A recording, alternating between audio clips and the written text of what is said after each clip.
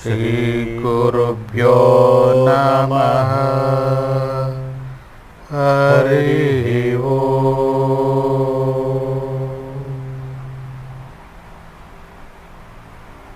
ಶ್ರೀಮಾತ್ರೇ ನಮಃ. ಶ್ರೀ ಗುರುಭ್ಯೋ ನಮಃ. ಕಳೆದ ಸಂಚಿಕೆಗಳಲ್ಲಿ ಷಟ್ಚಕ್ರಗಳ ಬಗ್ಗೆ ಹೇಳಿದ್ರಿ, ಮತ್ತು ಮೂಲಾಧಾರ ಚಕ್ರದಿಂದ ಧ್ಯಾನ ಮಾಡೋ ಕ್ರಮದ ಬಗ್ಗೆ ತಿಳಿಸ್ಕೊಟ್ರಿ. ಈ ಪಂಚಕೋಶಗಳು ಮತ್ತು ಈ ಚಕ್ರಗಳಿಗೆ ಯಾವ ರೀತಿ ಸಂಬಂಧ ಇದೆ ಸ್ವಲ್ಪ ತಿಳಿಸ್ತೀರಿ? ಆ ಜಗನ್ಮಾತೆಯ ಕೃಪೆಯಿಂದ, ಸದ್ಗುರುವಿನ ಕೃಪೆಯಿಂದ ಏನು ಪ್ರೇರಣೆ ಬರುತ್ತೋ ಅದನ್ನು ನಾನು ತಿಳ್ಕೊಂಡಿರೋವಂಥ ವಿಷಯಗಳನ್ನು ವಿಚಾರ ಮಾಡೋದಕ್ಕೆ ಇಷ್ಟಪಡ್ತೀನಿ. ನಮ್ಮ ಶರೀರ ಆರೋಗ್ಯವಾಗಿರಬೇಕು ಅಂದರೆ, ಶರೀರ, ಮನಸ್ಸು, ಬುದ್ಧಿ ಇದೆಲ್ಲ ಆರೋಗ್ಯವಾಗಿರಬೇಕು ಅಂದರೆ ನಮ್ಮ ಶರೀರದಲ್ಲಿ ಚಕ್ರಗಳು ಅಷ್ಟೇ ಪ್ರಮಾಣದಲ್ಲಿ ಆರೋಗ್ಯವಾಗಿರಬೇಕು, ಸದೃಢವಾಗಿರಬೇಕು. ಎಲ್ಲೋ ಒಂದು ಕಡೆ ಚಕ್ರ ವೀಕ್ ಆಗಿದ್ದರೆ ಅಥವಾ ಸಂಕುಚಿತವಾಗಿದ್ದರೆ, ದುರ್ಬಲವಾಗಿತ್ತು ಅಂದರೆ ಆ ಒಂದೊಂದು ಚಕ್ರಕ್ಕೂ ಒಂದೊಂದು ಕಾಯಿಲೆ ಇರೋವಂಥದ್ದು ಗೊತ್ತಾಗುತ್ತೆ. ಅದು ಈಗ ಉದಾಹರಣೆಗೆ ಮೂಲಾಧಾರ ಚಕ್ರ. ಈ ಮೂಲಾಧಾರ ಚಕ್ರ ನಮಗೆ ಚೆನ್ನಾಗಿತ್ತು ಅಂದರೆ ಅದಕ್ಕೆ ಅನ್ನಮಯ ಕೋಶ ಅಂತ ಕರೀತಾರೆ. ಅಂದರೆ ಈ ಶರೀರ ಸದೃಢವಾಗಿದ್ದರೆ, ಮಾಂಸಖಂಡಗಳು ಬಲಿಷ್ಠವಾಗಿದ್ದರೆ, ಮೂಳೆಗಳು ಬಲಿಷ್ಠವಾಗಿದ್ದರೆ ಮೂಲಾಧಾರ ಚಕ್ರ ಸಹಜವಾಗಿ ಕೆಲಸ ಮಾಡ್ತಾ ಇದೆ ಅಂತ ತಿಳ್ಕೊಬೇಕು. ಆ ಮೂಲಾಧಾರ ಏನಾದರೂ ಸಂಕುಚಿತವಾದಾಗ ಮೂಳೆಗಳು ದುರ್ಬಲವಾಗ್ತವೆ, ಮಾಂಸಖಂಡಗಳು ದುರ್ಬಲವಾಗ್ತವೆ. ಆಮೇಲೆ ಈ ಮೊದಲ ಮಂಡಿ ನೋವು ಬರುವಂಥದ್ದು ಇಂಥದ್ದೆಲ್ಲ ಮೂಲಾಧಾರ ಚಕ್ರದಿಂದ ಅದಕ್ಕೆ ಸಂಬಂಧಿಸಿದ್ದು. ಆವಾಗ ಈ ಮೂಲಾಧಾರ ಚಕ್ರ ಸದೃಢವಾಗಿಲ್ಲ, ಅದು ದುರ್ಬಲವಾಗಿದೆ ಅಂತ ನಾವು ಅರ್ಥ ಮಾಡ್ಕೊಬೇಕು. ಒಬ್ಬ ಹುಟ್ಟಿದಾಗಲಿಂದ ಸಾಯೋವರೆಗೂ ಅವನು ಆರೋಗ್ಯವಾಗಿ ಇರಬೇಕು ಅಂತಂದರೆ ಆಹಾರ ಕ್ರಮ ಇದೆಲ್ಲವೂ ಅನ್ವಯಿಸುತ್ತೆ. ಮಾನಸಿಕ ಸ್ಥಿತಿ, ಕೆಲಸಗಳು ಒತ್ತಡ ಇಲ್ಲದೆ ಇರೋ ಅಂಥದ್ದು, ಈ ಥರ ಇದ್ದಾಗ ಆರೋಗ್ಯದ ಜೀವನ ಇರುತ್ತೆ ಅವನಿಗೆ. ಈ ಅನ್ನಮಯ ಕೋಶ, ಪೃಥ್ವಿ ತತ್ವ, ಮೂಗು, ವಾಸನೆ, ಈ ವಾಸನೆಗೆ ಸಂಬಂಧಪಟ್ಟಂಥದ್ದು. ವಾಸನ ಅಂದರೆ ಎಷ್ಟು ಕಾಮನೆಗಳಿರ್ತವೆ ಮನುಷ್ಯನಿಗೆ, ಆ ಕಾಮನೆಗಳು ಅವನಿಗೆ ಬಾಧಿಸಲಿಲ್ಲ ಅಂದಾಗ ಅವನು ಆರೋಗ್ಯವಾಗಿರ್ತಾನೆ. ಆ ಕಾಮನೆಗಳು ಹೆಚ್ಚಾದಾಗ ಅವನಿಗೆ ತೃಪ್ತಿ ಸಿಕ್ಕಲ್ಲ ಆ ಕಾಮನೆಗಳಲ್ಲಿ, ಆವಾಗ ಅವನ ಮನಸ್ಥಿತಿ ದುರ್ಬಲವಾಗುತ್ತೆ, ಆಮೇಲೆ ಚಕ್ರನೂ ದುರ್ಬಲವಾಗುತ್ತೆ. ಯಾವ ಮನುಷ್ಯನಿಗೆ ಬೆಳಗ್ಗೆ ಎದ್ದು ಮಲ ವಿಸರ್ಜನೆ ಸರಿಯಾದ ಕ್ರಮದಲ್ಲಿ ಆಯಿತೋ, ಪೂರ್ಣ ಪ್ರಮಾಣದಲ್ಲಿ ಮಲ ವಿಸರ್ಜನೆ ಆಯಿತು ಅಂದರೆ ಅವನಿಗಿಂತ ಅದೃಷ್ಟವಂತ ಯಾರೂ ಇಲ್ಲ ಅಂತ ಹೇಳ್ತಾರೆ. ಖಂಡಿತ. ಯಾಕೆಂದರೆ ಅವನ ಮಲ ವಿಸರ್ಜನೆ ಸರಿಯಾಗಿ ಆಯಿತು ಅಂದರೆ ಆರೋಗ್ಯ ಚೆನ್ನಾಗಿರುತ್ತೆ, ಮನಸ್ಥಿತಿ ಚೆನ್ನಾಗಿರುತ್ತೆ, ಆಮೇಲೆ ಅವನ ವ್ಯವಹಾರಗಳೆಲ್ಲ ಅದಕ್ಕೆ ಪೂರಕವಾಗಿ ಸಹಜವಾಗಿ ಆಗುತ್ತೆ. ಅವನಿಗೆ ಮಲ ವಿಸರ್ಜನೆ ಸರಿಯಾಗಿ ಹಾಕಿಲ್ಲ ಅಂದರೆ ಅದೇ ಒಂದು ಒತ್ತಡ ಆಗ್ಬಿಡುತ್ತಲ್ಲ, ಅದು ಒಂದು ಒತ್ತಡ ಆಗುತ್ತೆ, ಮನಸ್ಸಿನಲ್ಲಿ ಒತ್ತಡಗಳಾಗುತ್ತೆ. ಆಮೇಲೆ ಅವನ ಕೆಲಸಗಳು ಅಷ್ಟು ಸುಲಲಿತವಾಗಿ ಆಗೋದಿಲ್ಲ. ಏನೋ ಒಂದು ಅಡೆತಡೆ ಈಗ ಒಂದು ಸ್ಥಿತಿಗತಿಗಳನ್ನು ತಗೊಂಡಾಗ ಮನುಷ್ಯ ಅನೇಕ ವಿಷಯಗಳ ಜೊತೆಯಲ್ಲಿ, ಸಮಸ್ಯೆಗಳ ಜೊತೆಯಲ್ಲಿ ಸಿಗಾಕೊಂಡು ಒದ್ದಾಡ್ತಾ ಇದ್ದಾನೆ. ಅವನಿಗೆ ಬಗೆಹರಿಸಲಾಗದಂಥ ಸಮಸ್ಯೆಗಳಿರೋದ್ರಿಂದ ಮಲ ವಿಸರ್ಜನೆ ಸರಿಯಾಗಿ ಆಗಲ್ಲ. ಅವನ ಊಟದ ತಿಂಡಿಗೆ ಕ್ರಮಗಳು ಸರಿಯಾಗಿಲ್ಲದೆ ಇರೋದ್ರಿಂದ ಸರಿಯಾಗಿ ಮಲ ವಿಸರ್ಜನೆ ಆಗೋದಿಲ್ಲ. ಹೀಗಾಗಿ ಅದು ಒಂದು ಶರೀರದ ಮೇಲೆ ಸಾಕಷ್ಟು ಒತ್ತಡಗಳು ಬೀಳ್ತಾ ಇದೆ. ಆನಂತರ DNA ಅಂತ ತಗೊಂಡಾಗ ತಂದೆ ತಾಯಿಗೆ ಯಾವ ವಯಸ್ಸಿನಲ್ಲಿ ಕಾಯಿಲೆ ಬರುತ್ತೋ, ತಾಯಿಗೆ ಉದಾಹರಣೆಗೆ ಚಿಕ್ಕ ವಯಸ್ಸಿನಲ್ಲೇ ಉಸಿರಾಟದ ತೊಂದರೆ ಇತ್ತು ಅಂದರೆ ತನ್ನ ಮಕ್ಕಳಿಗೂ ಚಿಕ್ಕ ವಯಸ್ಸಲ್ಲೇ ಉಸಿರಾಟದ ತೊಂದರೆ ಬರುತ್ತೆ. ತಂದೆಗೆ ಎಲ್ಲೋ ಒಂದು ಹಾರ್ಟ್ ಅಟ್ಯಾಕ್ ಆಗಿತ್ತು, ಹೃದಯಾಘಾತ ಆಗಿತ್ತು ಒಂದು 35 ವರ್ಷ 40 ವರ್ಷದಲ್ಲಿ ಅಂತಂದರೆ ಮಕ್ಕಳಿಗೂ ಅದೇ ಸಮಯದಲ್ಲಿ ಆಗುತ್ತೆ. ಆಮೇಲೆ ಮಧುಮೇಹ ಬಂತು, ಅದೇ ಸಂದರ್ಭಕ್ಕೆ ಮಕ್ಕಳ ಮೇಲೂ ಒಂದು ಹೃದಯ ಇಂದಿನ ಒಂದು ಜೀವನ ಪದ್ಧತಿಯನ್ನು ತಗೊಂಡಾಗ ಸಾಕಷ್ಟು ನಡೆಯುವಂಥ ಒಂದು ಅವಕಾಶ ಇತ್ತು. ಹೊಲಗಳ ಗದ್ದೆಗಳಲ್ಲಿ ಕೆಲಸ ಮಾಡೋವಂಥ ಒಂದು ಪ್ರವೃತ್ತಿ ಇತ್ತು. ಈಗ ಶ್ರಮ ಇಲ್ಲದೆ ಇರುವಂಥದ್ದು, ಆಹಾರ ಪದ್ಧತಿನೂ ದೈಹಿಕ ಶ್ರಮ ಬಹಳ ಕಡಿಮೆನೇ ಈಗ. ದೈಹಿಕ ಶ್ರಮ ಕಡಿಮೆ, ಕಲುಷಿತ ಆಹಾರ, ಹಾಗಾಗಿ ದೈಹಿಕ ಶಕ್ತಿ ಕೂಡ ಕಡಿಮೆ ಇದೆ. ದೈಹಿಕ ಶಕ್ತಿ ಕಡಿಮೆ ಆಗುತ್ತೆ. ಅದಕ್ಕೆ ಈಗ ಮೂಲಾಧಾರ ಚಕ್ರ ದುರ್ಬಲವಾದಾಗ ವೀರ್ಯಾಣುಗಳ ಸಂಖ್ಯೆ ಕಡಿಮೆ ಆಗುತ್ತೆ, ಲೈಂಗಿಕ ಶಕ್ತಿ ಕುಗ್ಗುತ್ತೆ, ಆಮೇಲೆ ನಪುಂಸಕತೆ ಬರುತ್ತೆ. ಆಮೇಲೆ ವಿಶ್ವ ಆರೋಗ್ಯ ಸಂಸ್ಥೆ ಭಾರತ ದೇಶದಲ್ಲಿ 90% ಮಹಿಳೆಯರಿಗೆ ರಕ್ತಹೀನತೆ ಕಂಡು ಬರ್ತಾ ಇದೆ ಅಂತೇಳ್ಬಿಟ್ಟು ವರದಿ ಒಪ್ಪಿಸಿದೆ. ಅದರಂತೆ ಎಷ್ಟೋ ಜನ ಹೆಣ್ಮಕ್ಕಳಲ್ಲಿ ನಾವು ಈ ರಕ್ತಹೀನತೆಯನ್ನು ನೋಡ್ಬೋದು ನಾವು. ಹಾಗಾಗಿ ಅದಕ್ಕೆಲ್ಲ ಕಾರಣ ಈ ಮೂಲಾಧಾರ ಚಕ್ರ. ಹೌದು. ಈ ಚಕ್ರಗಳನ್ನು ಬಲಿಷ್ಠ ಮಾಡ್ತು ಅಂದರೆ ಆರೋಗ್ಯವೂ ಸಹ ಬಲಿಷ್ಠವಾಗ್ತಾ ಹೋಗುತ್ತೆ. ಸುಂದರವಾದ ಆರೋಗ್ಯ ನಮ್ಮದಾಗುತ್ತೆ. ಚೈತನ್ಯದಾಯಕವಾದಂಥ ಒಂದು ಜೀವನ ನಮ್ಮದಾಗುತ್ತೆ. ಈ ಆರೋಗ್ಯದ ದೃಷ್ಟಿಯಿಂದ ತಗೊಂಡಾಗ ಈ ಅನ್ನಮಯ ಕೋಶ, ನಮ್ಮ ಶರೀರದಲ್ಲಿ ಬೆನ್ನುಮೂಳೆ, ಮೆದುಳಿನ ಭಾಗ ಅತ್ಯಂತ ಪ್ರಮುಖವಾದಂಥ ಅಂಶ ಅಂತೇಳ್ಬಿಟ್ಟು ಯೋಗಶಾಸ್ತ್ರ ಹೇಳುತ್ತೆ. ಜೀವಶಾಸ್ತ್ರದಲ್ಲೂ ಅದೇ ಮುಖ್ಯವಾದ ವಿಷಯ ಅಂತ ಹೇಳುತ್ತೆ. ಈ ಬೆನ್ನುಮೂಳೆಯಲ್ಲಿ 5 ಚಕ್ರಗಳಿರ್ತವೆ, ಮೆದುಳಿನ ಭಾಗದಲ್ಲಿ 2 ಚಕ್ರಗಳಿರ್ತವೆ. ಅದು ಮೊದಲನೇ ಚಕ್ರ ಮೂಲಾಧಾರ ಚಕ್ರ, ಅದು ಪೃಥ್ವಿ ತತ್ವವನ್ನು ಹೊಂದಿದೆ. ಅನ್ನಮಯ ಕೋಶವನ್ನು, ಶರೀರವನ್ನು ಸದೃಢವಾಗಿ ಇಟ್ಕೊಬೇಕು ಅಂತಿದ್ರೆ ಮೂಲಾಧಾರ ಚಕ್ರವನ್ನು ವಿಕಾಸ ಮಾಡ್ಕೊಬೇಕು. ಮೂಲಾಧಾರ ಚಕ್ರ ವಿಸರ್ಜನೆಗೆ ಸಂಬಂಧಪಟ್ಟಂಥದ್ದು, ಸರಿಯಾದ ಮಲ ವಿಸರ್ಜನೆ ಆಗದೇ ಇರುವಂಥದ್ದು, ಹೆಣ್ಣು ಮಕ್ಕಳಿಗೆ ಸರಿಯಾಗಿ ಋತುಮಾನ ಚಕ್ರ ಆಗದೇ ಇರುವಂಥದ್ದು, PCOD ಸಮಸ್ಯೆಗಳು. ನಂತರ ಈ ಮೂಲಾಧಾರ ದುರ್ಬಲವಾಗಿದ್ದಾಗ ತಲೆಯಲ್ಲಿ ಕೂದಲು ಸಹ ಉದುರುತ್ತೆ ಅಂತೇಳ್ಬಿಟ್ಟು ಹೇಳ್ತಾರೆ. ಪೂರ್ತಿ ತಲೆಯಲ್ಲೆಲ್ಲ ಬೋಳು ತಲೆ ಅಂತ ಹೇಳ್ತಾರಲ್ಲ, ಅದೆಲ್ಲ ಸಮಸ್ಯೆ ಬರೋದು ಏನಕ್ಕೆ ಅಂತಂದರೆ ಮೂಲಾಧಾರ ಚಕ್ರದ ಹೊಡೆತ ತಿಂದಿರುತ್ತೆ. ಮೂಲಾಧಾರ ಚಕ್ರ ಅದೊಂದು ಭಯ, ಆತಂಕ, ಅಸ್ಥಿರತೆ ಇದ್ದಾಗ, ಈಗ ಒಂದು ಪಾಯ ತೆಗೆದು ಪಿಲ್ಲರಲ್ಲಿ ಒಳ್ಳೆ ಕಬ್ಬಣ ಹಾಕಿ ಸರಳುಗಳೆಲ್ಲ ಹಾಕಿರ್ತೀವಲ್ಲ, ಅದು ದೃಢವಾಗಿ ಇರುತ್ತೆ. ಅದೇ ರೀತಿ ನಮ್ಮ ಒಳಗಡೆ ಮೂಳೆಗಳು ಮೂಳೆಗಳು ಕಂಬಿ ಇದ್ದಾಗೆ ಶರೀರ ದೃಢವಾಗಬೇಕು, ಮೂಳೆಗಳು ಸದೃಢವಾಗಬೇಕು, ವಿಸರ್ಜನೆ ಕ್ರಿಯೆಗಳು ಸರಿಯಾಗಿ ಆಗಬೇಕು, ಆಮೇಲೆ ಋತುಮಾನ ಕ್ರಿಯೆಗಳು ಸರಿಯಾಗಿ ಆಗಬೇಕು ಅಂತಿದ್ದರೆ ಮೂಲಾಧಾರ ಚಕ್ರವನ್ನು ಆಕ್ಟಿವೇಟ್ ಮಾಡ್ಕೊಬೇಕು. ಮೂಲಾಧಾರ ಚಕ್ರ ಒಂದೇ ಅಲ್ಲ, ಈ ಮಹಿಳಾ ಸಂಸ್ಥೆಯಲ್ಲಿ ಒಂದು ಕಡೆ ನಾನು ಈ ಚಕ್ರಗಳು ಹೇಗೆ ಕೆಲಸ ಮಾಡುತ್ತೆ ಅನ್ನೋದನ್ನು ಪರೀಕ್ಷೆ ಮಾಡೋದಕ್ಕೆ ಹೋಗಿದ್ದೆ ಒಂದು ಸಲ. ಸ್ಕ್ಯಾನರಲ್ಲಿ ಅವ್ರವ್ರ ಚಕ್ರ ಹೇಗೆ ಕೆಲಸ ಮಾಡುತ್ತೆ ಅನ್ನೋದನ್ನು ತಿಳ್ಕೊಬೋದು. ಉದಾಹರಣೆಗೆ ಒಬ್ಬರಿಗೆ ಮೂಲಾಧಾರ ಚಕ್ರ 30% ಕೆಲಸ, ಅವ್ರಿಗೆ ರಕ್ತಹೀನತೆ ಇತ್ತು. ಇನ್ನೊಬ್ಬರಿಗೆ ನಾನು ಚೆಕ್ ಮಾಡಿದಾಗ ಮಣಿಪುರ ಚಕ್ರ ಸಮಸ್ಯೆ ಇತ್ತು, 20% ಇತ್ತು. ಅವ್ರಿಗೆ ಮಧುಮೇಹ ಸುಮಾರು 250-300 ಇತ್ತು. ಹೃದಯ ಚಕ್ರ ಅವ್ರಿಗೆ 30% ಇದ್ದಾಗ ಅವ್ರಿಗೆ ಹಾರ್ಟ್ ಸಮಸ್ಯೆ ಇತ್ತು, ಸ್ಟೆಂಟ್ ಹಾಕಲಾಗಿತ್ತು ಅವ್ರಿಗೆ. ಹಾಗಾಗಿ ಒಂದೊಂದು ಚಕ್ರಕ್ಕೂ ಒಂದೊಂದು ವಿಧವಾದಂಥ ಕಾಯಿಲೆಗಳು ಬರುತ್ತೆ.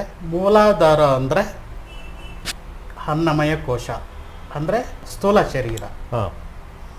ಈ ಸ್ಥೂಲ ಶರೀರಕ್ಕೆ ಲೈಂಗಿಕ ತೊಂದರೆ ಬಂತು, ಋತುಮಾನ ಚಕ್ರದ ಸಮಸ್ಯೆಗಳು ಬಂತು, ವಿಸರ್ಜನಾ ಕ್ರಿಯೆಗಳಿಗೆ ಸಂಬಂಧಪಟ್ಟಂಥ ಸಮಸ್ಯೆಗಳು ಬಂತು, ಮೂಳೆಗೆ ಸಂಬಂಧಪಟ್ಟಂಥ ಸಮಸ್ಯೆ ಬಂತು, ದೇಹ ಸದೃಢವಾಗಿಲ್ಲ ಅಂದರೆ, ರಕ್ತಹೀನತೆ ಕಂಡು ಬಂದಿತ್ತು ಅಂದರೆ ಮೂಲಾಧಾರ ಚಕ್ರ ಸಂಕುಚಿತವಾಗಿದೆ, ಅದು ದುರ್ಬಲವಾಗಿದೆ ಅಂತ ಅರ್ಥ. ಈ ಮೂಲಾಧಾರ ಚಕ್ರವನ್ನು ವಿಕಾಸ ಮಾಡಿಕೊಂಡ್ರೆ ಮೂಳೆಗಳು ಸದೃಢವಾಗ್ತವೆ, ಶರೀರ ದೇಹ ಪುಷ್ಟಿಯಾಗಿರುತ್ತೆ, ನಂತರ ರಕ್ತದ ಕೊರತೆ ಇರೋದಿಲ್ಲ. ಅದಕ್ಕೆ ಸಂಬಂಧಪಟ್ಟಂಥ ಆಹಾರಗಳನ್ನು ನಾವು ತಗೊಂಡಾಗ, ಅದಕ್ಕೆ ಸಂಬಂಧಪಟ್ಟಂಥ ಧ್ಯಾನ ಪ್ರಾಣಾಯಾಮಗಳನ್ನು ಮಾಡಿದಾಗ ಅದು ವಿಕಾಸ ಯಾವ ವ್ಯಕ್ತಿಗೆ 100ಕ್ಕೆ 100 ಭಾಗ ಕೆಲಸ ಮಾಡ್ತಾ ಇರುತ್ತೋ ಅವರು ಸಾಯೋವರೆಗೂ ಸದೃಢವಾಗಿ ಚೈತನ್ಯಯುಕ್ತವಾಗಿ ಇರ್ತಾರೆ. ಇದು ದುರ್ಬಲವಾಗಿದ್ದಾಗ ದೇಹನೂ ದುರ್ಬಲವಾಗುತ್ತೆ, ಅನೇಕ ಕಾಯಿಲೆಗಳು ನಮ್ಮನ್ನು ಕಾಡುತ್ತೆ. ಈಗ ಮೊಬೈಲ್ ಇಲ್ಲ ಅಂದರೆ ಮಕ್ಕಳು ಊಟ ಮಾಡಲ್ಲ, ತಿಂಡಿ ತಿನ್ನಲ್ಲ. ಹಾಗಾಗಿ ಅದಕ್ಕೆ ಅಡಿಕ್ಟ್ ಆಗಿರೋದ್ರಿಂದ ಈ ಒಂದು ಜೀವನ ಕ್ರಮಕ್ಕೆ ಇನ್ನೂ ಬರ್ತಾ ಬರ್ತಾ ಕ್ಲಿಷ್ಟಕರವಾಗುತ್ತೆ ಬಿಟ್ಟರೆ ಅದು ಸುಲಭದ ರೀತಿಯಲ್ಲಿ ಜೀವನ ಕ್ರಮಗಳು ಬದಲಾಗೋದಿಲ್ಲ. ನಂತರ ಬರೋವಂಥದ್ದು ಪ್ರಾಣಮಯ ಕೋಶ, ಸ್ವಾಧಿಷ್ಠಾನ ಚಕ್ರ, ಜಲತತ್ವವನ್ನು ಹೊಂದಿರದೆ, ನಾಲಿಗೆ ಅದು ಅಂಗ, ರುಚಿ ಅದಕ್ಕೆ ಸಂಬಂಧಪಟ್ಟಂಥದ್ದು. ಇದು ಯಾವುದನ್ನು ನಿಯಂತ್ರಣ ಮಾಡ್ತಾ ಇರುತ್ತೆ ಅಂದರೆ ಶರೀರದಲ್ಲಿರುವಂಥ ಜಲವನ್ನು ನಿಯಂತ್ರಣ ಮಾಡ್ತಾ ಇರುತ್ತೆ, ಜಲತತ್ವ ಆಗಿರೋದ್ರಿಂದ. ಹಾಗಾಗಿ ಇದರಲ್ಲಿ ಜಲತತ್ವ ಅಂದರೆ ಇದರಲ್ಲಿ ರಕ್ತ ಪರಿಚಲನೆ ಕೂಡ ಇರುತ್ತೆ. ನಮ್ಮ ಶರೀರದಲ್ಲಿ 70% ಜಲನೇ ಇರೋದ್ರಿಂದ ಜಲತತ್ವಕ್ಕೆ ಸಂಬಂಧಪಟ್ಟಂಥದ್ದು. ವಿಶೇಷವಾಗಿ ಇದು ನಮಗೆ ಶರೀರದಲ್ಲಿ ಮೂತ್ರಪಿಂಡಗಳ ಮೇಲೆ ಕೆಲಸ ಮಾಡ್ತಾ ಇರುತ್ತೆ. ಅದು ಪ್ಯೂರಿಫೈ ಮಾಡೋ ಅಂಥದ್ದು ಮೂತ್ರಪಿಂಡಗಳಾಗಿರೋದ್ರಿಂದ ಮೂತ್ರಪಿಂಡಗಳು ಎಲ್ಲಾದರೂ ಸರಿಯಾಗಿ ಕೆಲಸ ಮಾಡಿಲ್ಲ ಅಂದರೆ ಈ ಚಕ್ರ ವೀಕ್ ಆಗಿದೆ ಅಂತ ಅರ್ಥ. ಈ ಚಕ್ರ ದುರ್ಬಲವಾಗಿದೆ, ಸ್ವಾಧಿಷ್ಠಾನ ಚಕ್ರ ದುರ್ಬಲವಾಗಿದೆ ಅಂತ ಅರ್ಥ. ಜೀರ್ಣಕ್ರಿಯೆ ಕೂಡ ಇದರಲ್ಲೇ ಬರುತ್ತೆ. ಜೀರ್ಣಕ್ರಿಯೆ ಇಲ್ಲಿ ಬರುತ್ತೆ, ಅಗ್ನಿ ತತ್ವದಲ್ಲಿ ಜೀರ್ಣಕ್ರಿಯೆ ಬರುತ್ತೆ. ಅದು ಅದೇ ಒಂದು ಶರೀರ ಅಂತ ತಗೊಂಡಾಗ ಎಲ್ಲ ಚಕ್ರಗಳು ಕೆಲಸ ಮಾಡ್ತಾ ಇರಬೇಕು. ಅಲ್ಲ, ಒಂದಕ್ಕೊಂದು ಪೂರಕವಾಗಿ ಕೆಲಸ ಮಾಡ್ತಾ ಇರಬೇಕು. ಅಗ್ನಿ ತತ್ವದಿಂದ ಜಲತತ್ವ, ಜಲತತ್ವದಿಂದ ಪೃಥ್ವಿ ತತ್ವ, ಹೀಗೆ ಒಂದಕ್ಕೊಂದು ಪೂರಕವಾಗಿ ಕೆಲಸ ಮಾಡ್ತಾ ಇದೆ. ಎಲ್ಲ ಒಂದು ಸ್ವಲ್ಪ ಕೆಲಸ ಮಾಡ್ತಾ ಇರುತ್ತೆ ಕೆಲವರಲ್ಲಿ. ಮೂತ್ರಪಿಂಡಗಳು ಹೋಯ್ತು ಅಂದ್ರೆ ಈ ಚಕ್ರ ಕೆಲಸ ಮಾಡೋದೇ ಬಿಟ್ಟಿದೆ ಅಂತ ಅರ್ಥ. ಮೋಷನ್ ಸರಿಯಾಗಿಲ್ಲ ಅಂತಂದ್ರೆ ಈ ಚಕ್ರ ಕೆಲಸ ಮಾಡ್ತಾ ಇಲ್ಲ ಅಂತಾನೆ ಅರ್ಥ. ಈ ಮೂತ್ರಪಿಂಡಗಳು ಸಮಸ್ಯೆ ಬರುವಂಥದ್ದು ರಕ್ತದ ಒತ್ತಡ ಜಾಸ್ತಿ ಆದಾಗ ಮೂತ್ರಪಿಂಡಗಳು ಹೊಡ್ತಾ ತಿನ್ನುತ್ತೆ. ಹಾಗಾಗಿ ಮನೆಯಲ್ಲಿ ಕೆಲವೊಮ್ಮೆ ವಾಟರ್ ಫಿಲ್ಟರ್ ಇಟ್ಕೊಂಡಿರ್ತಾರೆ ಕೆಲವರು, ನೀರನ್ನು ಶುದ್ಧೀಕರಣ ಮಾಡೋದು ವಾಟರ್ ಫಿಲ್ಟರ್. ಅದು ಕೆಲವೊಮ್ಮೆ ತೊಂದರೆಗೊಳಗಾಗಿದ್ರೆ ಮನೇಲಿ ಯಾರಿಗಾದ್ರೂ ಮೂತ್ರಪಿಂಡದ ಸಮಸ್ಯೆ ಇರುತ್ತೆ. ಹೌದು, ಹಾಗಾಗಿ ಆ ಸೂಚನೆ ಕೊಡುತ್ತೆ ಮೊದಲಿಗೆ. ಆವಾಗ ಅದನ್ನ ಸರಿಪಡಿಸ್ಕೋಬೇಕು. ಆವಾಗ ಸರಿಪಡಿಸ್ಕೊಂಡಾಗ ಕೆಲವೊಮ್ಮೆ ನಾವು ಹಿಂದೆ ನೋಡಿದ್ದೀವಿ, ಯಾರಾದರೂ ಏನಾದರೂ ಈ ಮನೆಯಲ್ಲಿ ಸಮಸ್ಯೆಗಳಿಗೊಳಗಾಗ್ತಾರೆ ಅಂತಂದ್ರೆ ಅವ್ರ ಮನೆಯಲ್ಲಿರುವಂತ ಪ್ರಾಣಿಗಳಿಗೆ ಮೊದಲು ಬರ್ತಾವೆ. ಹೌದು, ನಾಯಿಗಳು, ಬೆಕ್ಕುಗಳು, ಅವುಗಳಿಗೆ ತೊಂದರೆ ಬರ್ತಾ ಇತ್ತು. ಹಸುಗಳಿಗೆ ಮತ್ತೆ ಕುರಿಗಳಿಗೆ ಸಮಸ್ಯೆ ಬರ್ತಾ ಇತ್ತು. ಅದು ಫಸ್ಟ್ ಅವು ತಗೊಂತವಂತೆ. ಮನೆಗಳಲ್ಲಿ ವಾಟರ್ ಫಿಲ್ಟರ್ ಸರಿಯಾಗಿಲ್ಲ ಅಂತಂದ್ರೆ ಫಸ್ಟ್ ಸರಿ ಮಾಡ್ಕೊಬೇಕು. ಮೊದ್ಲೆಲ್ಲ ಇದಿತ್ತ ಹಾಗೆ ಹೀಗೆ ಅಂತ ಕೇಳ್ಬೋದು, ಮೊದ್ಲು ಅದಿರ್ಲಿಲ್ಲ, ಈಗ ಮನೇಲಿ ಇದೆಯಲ್ಲ. ಕೆಲವರು ಕೇಳ್ತಾರೆ, ಅಲ್ಲಿ ವಾಟರ್ ಫಿಲ್ಟರ್ ಕೆಟ್ಟೋಗೋದಕ್ಕೂ ನಮ್ಮ ಕಿಡ್ನಿ ಸಮಸ್ಯೆ ಆಗೋದಕ್ಕೂ ಏನ್ ಸಂಬಂಧ ಅಂತ ಕೇಳ್ತಾರೆ. ನಾನು ಕೆಲವ್ರ ಮನೇಲಿ ನಾನು ನೋಡಿರೋದ್ರಿಂದ ಮೊದಲು ನಿಮ್ಮ ವಾಟರ್ ಫಿಲ್ಟರ್ ಸರಿಯಾಗಿದೆಯಾ ನೋಡ್ಕೊಳ್ಳಿ ಅಂತ ಕೇಳಿದ್ದೀನಿ ನನ್ನ ಕಿಡ್ನಿ ಸಮಸ್ಯೆ ಇರೋರಿಗೆ. ಅವ್ರ ಮನೆಯಲ್ಲಿ ಇದು ವಾಟರ್ ಫಿಲ್ಟರ್ ಸಮಸ್ಯೆ ಇತ್ತು. ಹಾಗಾಗಿ ಅವ್ರಿಗೂ ಕಿಡ್ನಿ ಸಮಸ್ಯೆ ಬಂದಿತ್ತು. ಅದು ಶುದ್ಧೀಕರಣ ಮಾಡೋವಂಥದ್ದಲ್ವಾ ವಾಟರ್ ಫಿಲ್ಟರ್, ಅದೇ ರೀತಿ ಕಿಡ್ನಿನೂ ಶುದ್ಧೀಕರಣ ಮಾಡೋವಂಥದ್ದು. ಹಾಗಾಗಿ ಅದು ತೋರಿಸುತ್ತೆ, ಸೂಚನೆ ಅದನ್ನ ನೋಡಿದಾಗ ಅದನ್ನ ಆಮೇಲೆ ಈ ಕಿಡ್ನಿಗೆ ಸಂಬಂಧಪಟ್ಟಂಥದ್ದು ಟೆಸ್ಟ್ಗಳನ್ನು ಮಾಡ್ಕೊಬೇಕು. ಪೂರ್ತಿ ಸಮಸ್ಯೆಗೆ ಒಳಗಾದ್ಮೇಲೆ ಅದನ್ನ ಸರಿ ಮಾಡ್ಕೊಳ್ಳೋದು ಕಷ್ಟ ಆಗುತ್ತೆ. ಸಿಲ್ಲಿ ವಿಷಯಗಳೆಲ್ಲ ಹೇಳ್ತಾ ಇದಾರೆ, ಸಣ್ಣ ಪ್ರಮಾಣದಲ್ಲಿ ಇದ್ದಾಗಲೇ ಅದನ್ನ ಸುಲಭವಾಗಿ ಸರಿಪಡಿಸ್ಕೊಳ್ಬಹುದು. BP ಇದೆಯಾ, ಶುಗರ್ ಇದೆಯಾ? BP ಇದ್ರೆ ಜಾಸ್ತಿ BP ಇತ್ತು ಅಂದ್ರೆ ಕಿಡ್ನಿ ಸಮಸ್ಯೆ ಬಂದೇ ಬರುತ್ತೆ. ಕಿಡ್ನಿ ಮೇಲೆ ಒತ್ತಡ ಬಿದ್ದೇ ಬೀಳುತ್ತೆ. ಕಿಡ್ನಿಗಳು ಫೇಲ್ಯೂರ್ ಆಗುವಂತ ಸಂದರ್ಭನೂ ಬರುತ್ತೆ. ಕೋಪ ಮಾಡ್ಕೊಂಡ್ರೆ BP ಜಾಸ್ತಿ ಇದೆ ಇವ್ನಿಗೆ ಅಂತ ತಿಳ್ಕೊತಾರೆ. ಕೋಪಕ್ಕೂ ಅದಕ್ಕೂ ಸಂಬಂಧ ಇಲ್ಲ. ಕೋಪ ಬರೋದಕ್ಕೆ ಸಹಜ ಗುಣ. ಅದು ಕೋಪ ಬರುತ್ತೆ, ಆಮೇಲೆ ತಣ್ಣಗಾಗುತ್ತೆ. BP ಅನ್ನೋದೇ ಬೇರೆ. ಅವ್ರಿಗೆ ತಲೆ ಸುತ್ತು ಬರೋ ಅಂಥದ್ದು ಅದೆಲ್ಲ ಏನಾದರೂ ಸಮಸ್ಯೆ ಇತ್ತು ಅಂದರೆ, BP ಇತ್ತು ಅಂದರೆ ಚೆಕ್ ಮಾಡಿಸ್ಕೊಬೇಕು. ಲಕ್ಷಣಗಳೇ ಬೇರೆ ಇರುತ್ತೆ. ಸಿಕ್ಕಾಪಟ್ಟೆ ಟೆನ್ಷನ್ನು, ಒತ್ತಡಗಳು ಆಗ್ತಾ ಇದೆ ಅಂತಂದರೆ BP ಚೆಕ್ ಮಾಡ್ಕೊಬೇಕು. ಬೆವರೋ ಅಂಥದ್ದು ಆ ಥರದ್ದೆಲ್ಲ ಆಗ್ತಾ ಇರುತ್ತೆ. ಹಾಗಾಗಿ ಇದು ಈ ಸ್ವಾದಿಷ್ಠಾನ ಚಕ್ರ ಹೊಡೆತ ಬಿತ್ತು ಅಂದರೆ ಕಿಡ್ನಿ ಹೊಡೆತ ಬಿದ್ದೇ ಬೀಳುತ್ತೆ. ಸ್ವಾದಿಷ್ಠಾನ ಚಕ್ರವನ್ನು ನೀವು ಅದನ್ನು ವಿಕಾಸ ಮಾಡಲೇಬೇಕು. ಅದ್ರ ನೆಕ್ಸ್ಟ್ ಬರೋ ಅಂಥದ್ದು ಮಣಿಪುರ ಚಕ್ರ, ಮನೋಮಯ ಕೋಶ. ಅದು ಅಗ್ನಿತತ್ವ, ಅದರ ರೂಪವನ್ನು ಹೊಂದಿರೋಂಥದ್ದಿದೆ. ನಂತರ ಕಣ್ಣು, ಅದರ ದೃಷ್ಟಿ. ಈ ಮಣಿಪುರ ಚಕ್ರ ಅಂತಂದರೆ ಈ ಒಕ್ಕಳಿನ ಭಾಗದ ಹತ್ರ ನಾವು ಬೆರಳನ್ನು ಇಟ್ಕೊಂಡ್ರೆ ಅಲ್ಲಿ ಬಿಸಿಯಾದ ಅನುಭವ ಆಗುತ್ತೆ. ಅದ್ರ ಒಳಗಡೆ ಬೆರಳಿಟ್ರೆ ಬೆರಳ ಸುಟ್ಟೋಗ್ಬಿಡುತ್ತೆ, ಬಿಸಿ ಇರುತ್ತೆ ಅಲ್ಲಿ ಒಳಗೆ. ಎಷ್ಟು ವಿಶೇಷ ಅಲ್ವಾ ಇದು, ಅದ್ಭುತ. ಆ ಅಗ್ನಿ ತತ್ವ ಏನಾದರೂ ನಮ್ಮಲ್ಲಿ ಕಡಿಮೆ ಆಯಿತು, ಜೀರ್ಣಕ್ರಿಯೆಗೆ ಸಂಬಂಧಪಟ್ಟಂಥ ಇದು ಅಗ್ನಿಮಾಂದ್ಯ ಅಂತ ಹೇಳ್ತಾರೆ. ಜೀರ್ಣಾಂಗ ವ್ಯವಸ್ಥೆ ಸರಿಯಾಗಿ ಕೆಲಸ ಮಾಡಿಲ್ಲ ಅಂದರೆ ನಮಗೆ ಅಲ್ಲಿರೋವಂಥ ಪಿತ್ತರಸ ಇರ್ಬೋದು, ಇನ್ಸುಲಿನ್ ಇರ್ಬೋದು, ನಂತರ ಲಾಲಾರಸ ಇರ್ಬೋದು, ಇದು ಸರಿಯಾಗಿ ಉತ್ಪತ್ತಿ ಆಗೋದಿಲ್ಲ. ಅದು ಜೀರ್ಣ ಸರಿಯಾಗಿ ಆಗ್ತಾ ಇಲ್ಲ ಅಂತಂದರೆ ಅಲ್ಲಿ ಚಕ್ರ ಸರಿ ಇಲ್ಲ ಅಂತ ಅರ್ಥ. ಅದನ್ನು ವಿಕಾಸ ಮಾಡಬೇಕು. ಸಾಮಾನ್ಯವಾಗಿ ದಿನಕ್ಕೆ 2 ಹೊತ್ತು ಊಟ ಸಾಕಾಗುತ್ತೆ. ಬೆಳಗ್ಗೆ ಒಂದು 10ರಿಂದ 11 ಗಂಟೆಗೆ ಹೊಟ್ಟೆ ತುಂಬ ಊಟ ಮಾಡೋವಂಥದ್ದು, ಸಾಯಂಕಾಲ 4ರಿಂದ 5 ಗಂಟೆಗೆ ಹೊಟ್ಟೆ ತುಂಬ ಊಟ ಮಾಡೋವಂಥದ್ದು. ಇದನ್ನು ಇಟ್ಕೊಂಡಾಗ ಮಣಿಪುರ ಚಕ್ರ ಚೆನ್ನಾಗಿ ಕೆಲಸ ಮಾಡುತ್ತೆ. ಮಧ್ಯದಲ್ಲಿ ಹಸಿವು ಆದರೆ ಹಣ್ಣು ತಿನ್ಬೋದು, ನಂತರ ಇದು ನೀರು ಕುಡಿಬೋದು, ಏನಾದರೂ ಜ್ಯೂಸ್ ಕುಡಿಬೋದು. ಹಾಗಾಗಿ ಯಾವಾಗಲೂ ತುಂಬಿಸ್ತಾನೆ ಇತ್ತು ಅಂದರೆ ಅದಕ್ಕೆ ಜೀರ್ಣ ಮಾಡ್ಕೊಳ್ಳೋಕ್ಕೆ ಅವಕಾಶನ ಕೊಡಲ್ಲ ನಾವು. ಈಗ 4-5 ಸಲ ಊಟ ಮಾಡೋದು, ತಿಂಡಿ ತಿನ್ನೋದು, ಚಿಕ್ಕದೆಲ್ಲ ತಿಂತಾ ಇದ್ದರೆ ಅದಕ್ಕೆ ಜೀರ್ಣ ಮಾಡ್ಕೊಳ್ಳೋದಕ್ಕೆ ಹೆಂಗಾಗುತ್ತೆ ಅದು? ಅಲ್ಲ, ಅದು ನಿರಂತರ ಕೆಲಸ ಮಾಡಬೇಕಾಗತ್ತೆ. ಹೌದು, ಹಸಿವಾದರೆ ಊಟ ಮಾಡ್ಬೋದು. ಹೌದು, ಹಸಿವೆ ಅಲ್ಲದೆ ಇದ್ದರೆ ಅದು ಖಾಲಿ ಬಿಟ್ಟರೆ, ಡಾಕ್ಟ್ರ್ ಹೇಳಿದ್ದಾರೆ ಖಾಲಿ ಬಿಟ್ಟರೆ ಅದನ್ನು ಗ್ಯಾಸ್ ತುಂಬ್ಕೊಳ್ಳುತ್ತಂತೆ ಅಂತ ಹೇಳ್ಬಿಟ್ಟು ತುಂಬಿಸ್ತಾನೆ ಇರ್ತಾರೆ ಅಲ್ವಾ? ಅಲ್ಲ, ಅದು ಸರಿಯಾದ ಕ್ರಮ ಅಲ್ಲ ಅದು. ಹಾಗಾಗಿ ಮಣಿಪುರ ಚಕ್ರದಲ್ಲಿ ಏನಾದರೂ ಸಮಸ್ಯೆ ಕಂಡು ಬಂದರೆ ಅವ್ರಿಗೆ ಮಧುಮೇಹ ಬಂದೇ ಬರುತ್ತೆ. ಆ ರಸಗಳೆಲ್ಲ ಸರಿಯಾಗಿ ಉತ್ಪತ್ತಿ ಆಗಲಿಲ್ಲ ಅಂದರೆ ಮಣಿಪುರ ಚಕ್ರದ ಸಂಬಂಧಪಟ್ಟಂತೆ ಮಧುಮೇಹ ಬರುತ್ತೆ. ಹಾಗಾಗಿ ಈ ಚಕ್ರವನ್ನು ಮನೋಮಯ ಕೋಶ ಸಂಬಂಧಪಟ್ಟಂಥ ಒಂದು ಮಣಿಪುರ ಚಕ್ರ ಇದು. ಮನಸ್ಸಿನ ಮೇಲೆ ಒತ್ತಡ ಆದ್ರೂ ಕೆಲವೊಮ್ಮೆ ಜೀರ್ಣಕ್ರಿಯೆ ಸರಿಯಾಗಲ್ಲ. ಮನಸ್ಸಿನ ಮೇಲೆ ಸಿಕ್ಕಾಪಟ್ಟೆ ಒತ್ತಡಗಳಿದ್ರೂ ಜೀರ್ಣಕ್ರಿಯೆ ಸರಿಯಾಗಲ್ಲ. ಆವಾಗಲೂ ಸಹ ಅದು ಜೀರ್ಣ ಆಗದೆ ಒಳಗಡೆ ಉಳಿದಾಗ ಅದು ಗ್ಯಾಸ್ ಆಗಿ ಉಳಿತೇಗು ಮುಂತಾದ ಸಮಸ್ಯೆಗಳು ಕಂಡುಬರುತ್ತೆ. ಎಲ್ಲ ಕಾಯಿಲೆಗಳಿಗೂ ಮೂಲ ಸಮಸ್ಯೆ ಇರೋವಂಥದ್ದೇ ಮಣಿಪುರ ಚಕ್ರದಲ್ಲಿ.